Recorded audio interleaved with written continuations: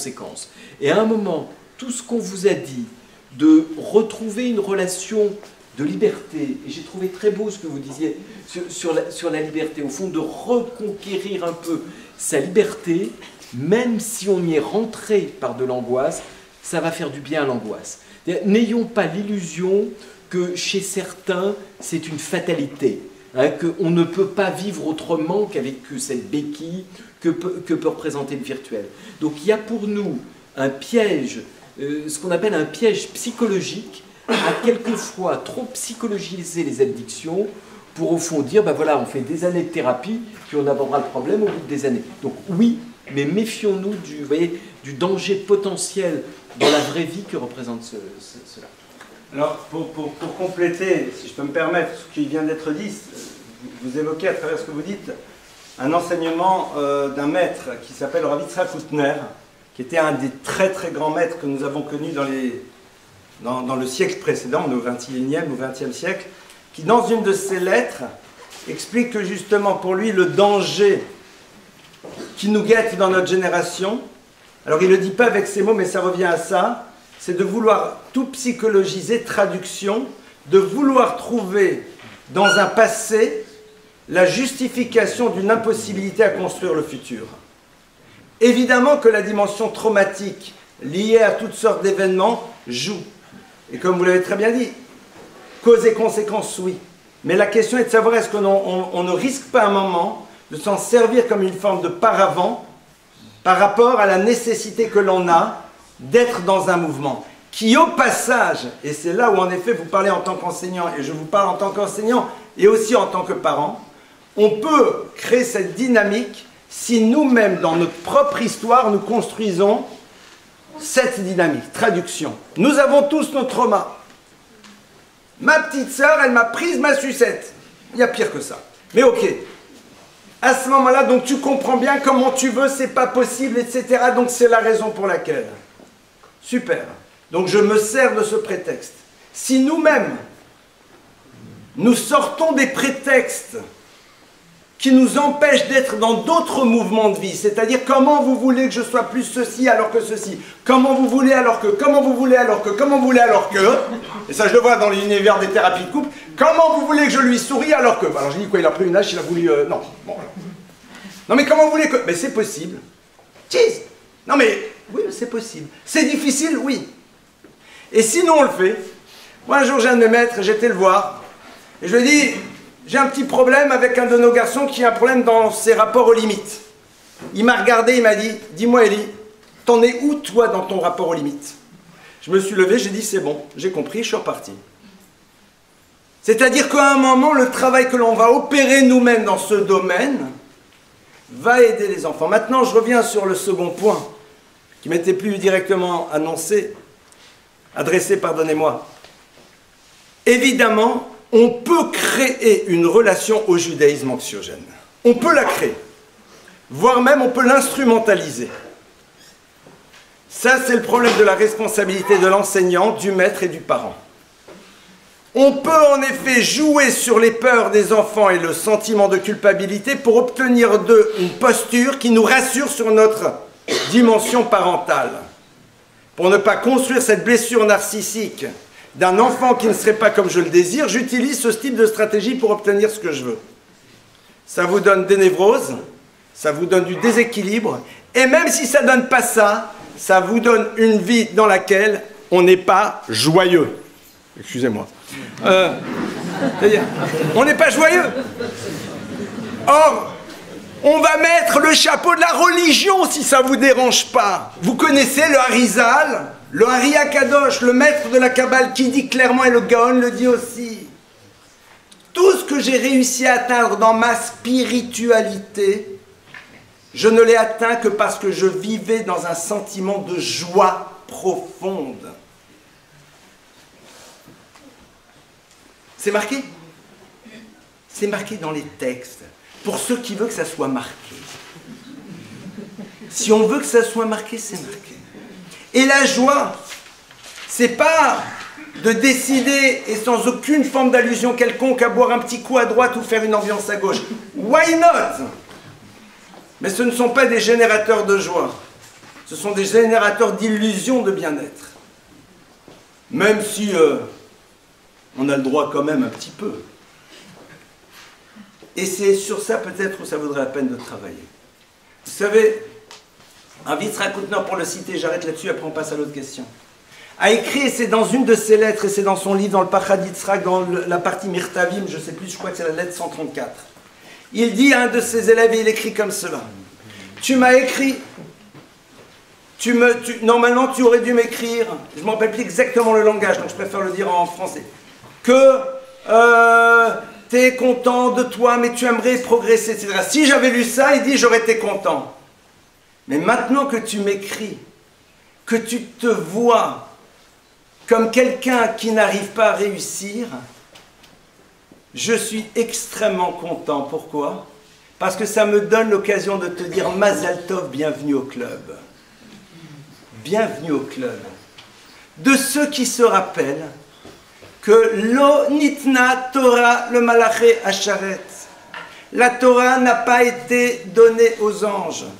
Que la dimension faillible fait partie de notre construction de vie. Que l'on doit mettre de côté les images d'Épinal. Et qu'en effet, même les chutes sont à l'origine de mouvements. Et Rav Yerucham Demir le dit de manière incroyable. Et j'arrête après cela. Il y a marqué Sheva Pamim Tzadik Yipol Vekam. Le Tzadik tombe 7 fois et il se relève. Alors on est tous là en train de dire la grandeur du Tzadik, de l'être bien, c'est quoi? C'est que même s'il est tombé, il se relève. Rav Yerucham il dit pas ça. Il dit la grandeur du Tzadik, c'est de tomber. Parce que si tu tombes, tu te rappelles où tu devais être. C'est-à-dire tu gardes toujours en conscience qu'en effet ta dimension d'élévation, elle est toujours potentiellement là. Tu n'y es pas aujourd'hui, mais tu y aspires toujours.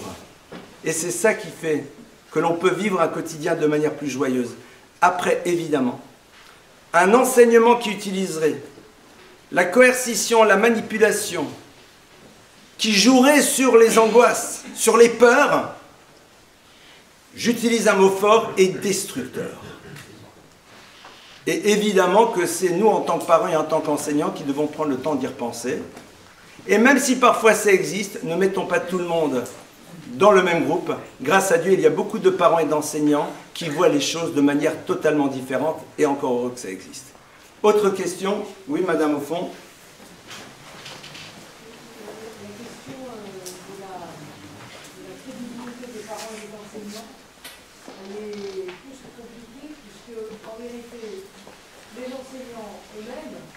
Et la Torah d'ailleurs, se sert d'Internet, de Facebook, etc.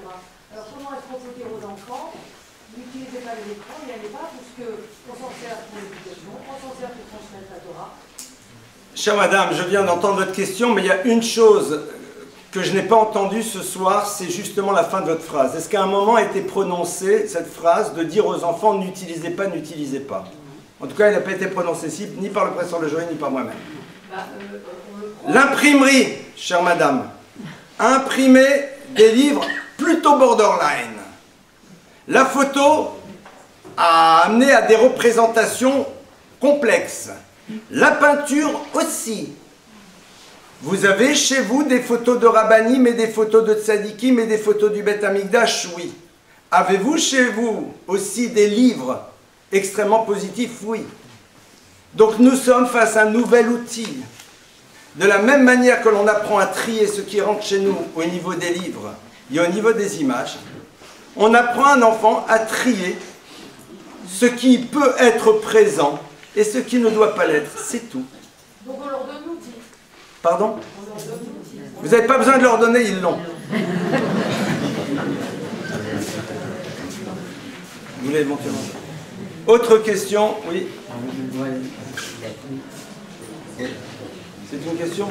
Je voudrais faire un commentaire de pédiatre. Oui. C'est tout à fait, parce que professeur, j'ai entendu plusieurs remarques au sujet de l'enfant.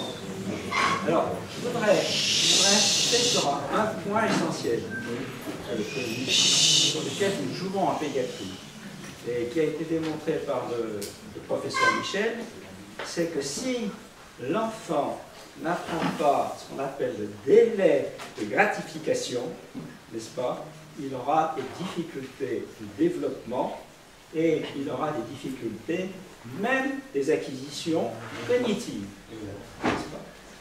Ça ne veut pas dire que, par exemple, en face d'un portable, il faut lui dire, si tu veux l'utiliser, il ne faut pas avoir une attitude de confrontation.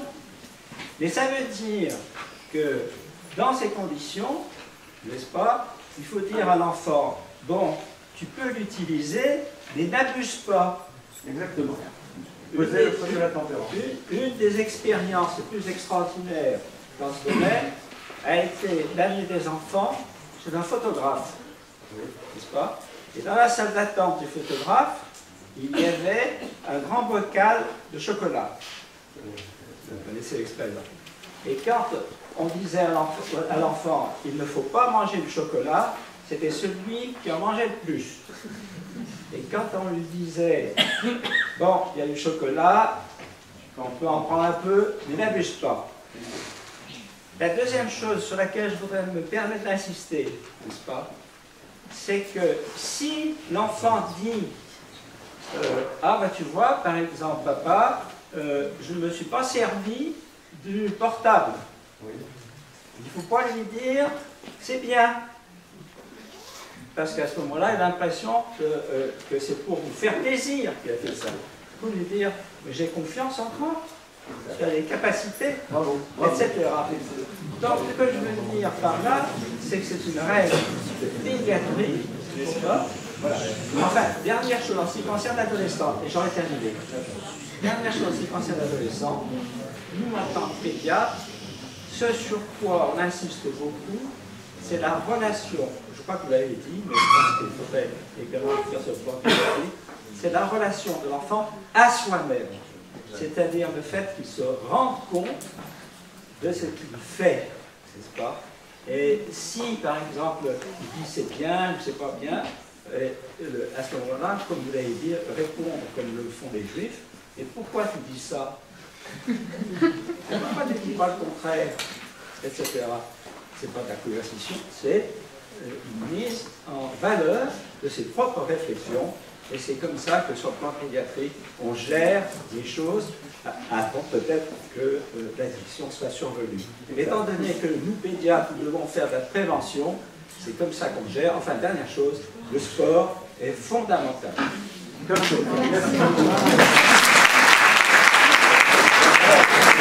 Encore une ou deux questions. Oui. D'accord. Je vois qu'il y en a beaucoup. Merci beaucoup pour votre intervention. Comme ça, vous avez ouvert de manière encore plus large. C'est vrai que c'était important. Oui. Question. À propos de... Moi, j'adapte complètement ce que vous avez dit, Rabemel, le professeur, à propos du cadre à la maison et du protocole qu'il faut avoir à propos de la santé.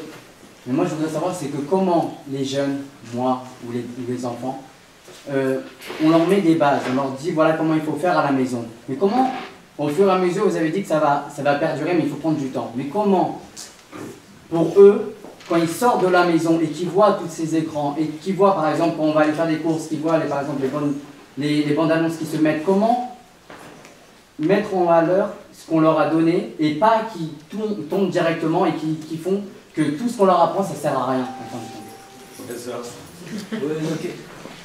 Quelques mots, c'est effectivement ce que vous posez. Je suis très sensible à tout ce que vous avez dit d'un point de vue. Je vois que la pédiatrie et la psy sont très proches là-dessus. Tout ce qu'on dit, c'est un petit peu de donner des forces de caractère. On pourrait dire des arguments de résilience. Et vous savez, il y avait des vieux psychologues romains qui parlaient des forces de l'esprit. Nous, notre métier, c'est de donner, et aujourd'hui, la psychologie moderne parle de ce côté mental strength. Et je pense que les forces qu'on leur donne, les éléments de résilience qu'on leur donne, ça ne va pas être magique, ils ne vont ne pas être fascinés, comme on peut l'être nous éventuellement, par une image dont l'objet est de nous fasciner et d'attirer l'attention, mais ils ne les oublieront pas. Ayons confiance quand même dans ces stratégies de résilience qu'on leur donne, et ils vont, le Rabemel vous l'a dit, être adulte, c'est négocier entre des envies, des interdits, voilà. Mais c'est pas parce que c'est plus difficile à l'extérieur que le travail ne doit pas se faire à la maison. Mais les enfants, eux, ils sont plus jeunes, donc ils n'ont pas encore cette réflexion de se dire c'est bien, c'est pas bien, donc comment... Non, mais si la vie qui mène... C'est pas vrai, ils savent. S'il y a ça. Oui. Quand on essaye de mettre un cadre à la maison, et on essaye aussi quand on supprime par moment les portables et qu'on les nourrit par d'autres choses, des sorties, des cultiver, les ouvrir à d'autres plaisirs qui pourraient les remplir. Qu'en est-il quand on se trouve confronté à des enfants qui vont se comparer aux autres élèves, aux autres copains, et qui vont vous dire, bah oui, mais moi, je suis obligée de me coucher à 8h30, je ne peux pas avoir un téléphone tout le temps quand je veux, et l'autre, eh ben, on a beau vouloir tout remplir, se donner au maximum pour les nourrir, on se retrouve à être vis-à-vis des autres, le parent qui empêche, le parent qui ne permet pas, le parent qui frustre quelque part. Et du coup, lui, surtout avec les réseaux sociaux... D'accord, s'il vous plaît, on va arrêter. Votre question est claire. Je pense que votre question est claire. Comment on fait, nous, pour... Peut-être d'un mot, on va pas redétailler un peu tout ce qu'on a dit, mais il ne faut pas avoir honte j'allais dire, de faire un tout petit peu d'autosatisfaction quand même. Ces enfants qu'on protège de cette addiction, à qui on donne ces expériences tout à fait positives, il faut peut-être aussi qu'il y ait un travail de communication où on leur redise, on soit capable de leur répéter à quel point leurs expériences sont positives. Vous savez, quand ils regardent leurs petits copains qui sont totalement partis dans le virtuel, je ne suis pas sûr que ce soit pour eux, et il y a maintenant un certain retour aussi de ça, que ce soit forcément un exemple de grande satisfaction. Il y a bien sûr ce sujet de la frustration, de la comparaison, et pourquoi moi j'ai pas, mais peut-être que justement, tout ce qui est autour d'une communication positive, regarde toi tout ce que tu as, mais quelquefois peut-être dans le travail de parents, il y a le savoir-être, le savoir-faire, il y a peut-être aussi un peu le faire savoir. Rappelons-leur régulièrement tout ce qu'on peut leur faire de positif. Ça a l'air là encore un peu naïf, mais c'est là aussi producteur d'émotions positives. Mais faites un peu votre pub, quoi. Vous êtes formidable, et rappelez-le à vos enfants. T'as vu la mère que t'as elle est extraordinaire. T'en préférais qu'il soit jamais là et qu'il te laisse devant Ils se sentent lésés, c'est-à-dire qu'ils ont ce sentiment d'être tout le temps lésés par rapport à l'autre. De toute façon, ils auront toujours d'être pour autre chose. Alors, si je peux me permettre, quand ils vous le disent, souvent c'est pour voir si à un moment ils ont un axe sur lequel ils vont pouvoir travailler. Si à un moment l'enfant vous dit mais je souffre à cause de ça, vous savez très bien qu'il ne souffre pas. Vous savez très bien qu'il ne souffre pas. Ce ne sont que des mots. Et donc, à la limite, envoyez-leur des accusés de réception. J'entends ce que tu dis, mais ok. Ok. Au passage, cette année, on va reprendre l'école des parents. Ça va être entre autres aussi pour traiter de ces problématiques-là de manière concrète au fur et à mesure des thèmes qui seront donnés. Et puis, pour vous taquiner un peu, l'idée que les enfants culpabilisent un peu les parents, c'est pas mal dans ce sens-là aussi. En général, c'est souvent dans le sens inverse. Ils apprennent très tôt. Vous savez, c'est Serge Lebovici, qui était un grand psychanalyste, pédopsychiatre, qui disait, quand je vois un bébé et une mère, il y a un professionnel d'un côté, qui sait exactement ce qu'il doit faire, qui sait comment manipuler, culpabiliser, inquiéter, et puis il y a un amateur en face qui se débrouille. Donc c'est quand même un peu ça notre statut. Je pense que nous allons conclure là-dessus. Donc, de manière très technique, le nouveau livre du professeur Le Joyeux est sorti aujourd'hui, et c'est le jour de la sortie. Il a quand même réussi à venir ici, et on le remercie, parce que le jour de la sortie d'un livre, surtout à l'échelle nationale.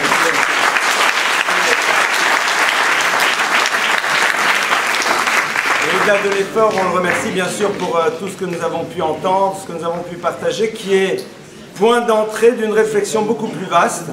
Son livre est bien sûr proposé à la vente pour les personnes qui voudront l'acquérir, il est au fond sur la droite. Moi j'ai joué la stratégie du coup franc indirect, je me dis si vous allez voir son livre, alors j'ai mis le mien sur... oui, attendez, psychologie de prise unique ou pas. Donc c'est La chèvre dans le placard, c'est le deuxième livre dont la thématique c'est réflexion sur la rancœur, la colère et les désirs. Et je pense que Rav Maknouz donc me fait signe. C'est donc une reprise. Cette année, nous espérons, pas seulement nous espérons, nous allons avec l'aide de Dieu remettre en place les écoles des parents après une année de parenthèse. C'est le cas de le dire, de parenthèse. Et donc, les thématiques seront communiquées au fur et à mesure pour pouvoir en effet acquérir ces outils dont on a toutes et tous besoin pour pouvoir jouer le mieux possible notre rôle de parent.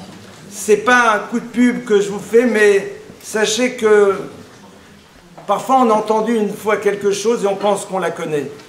Le Talmud, c'est un univers qui nous apprend qu'au fur et à mesure de la répétition, on découvre d'autres choses et on s'imprègne au fur et à mesure de ce que l'on peut entendre. J'aurai le plaisir, Bezrat Hashem, cette année donc, de revenir régulièrement pour partager avec vous une réflexion dans le domaine de l'éducation et de la famille. Merci encore d'avoir été là ce soir. Kol hakavod à vous, félicitez-vous, parce que le fait d'avoir fait cet effort est révélateur de notre désir de bien faire. Et je pense que c'est ça peut-être la plus grande et la plus belle réussite qui soit. Shavuot Tov à tout le monde.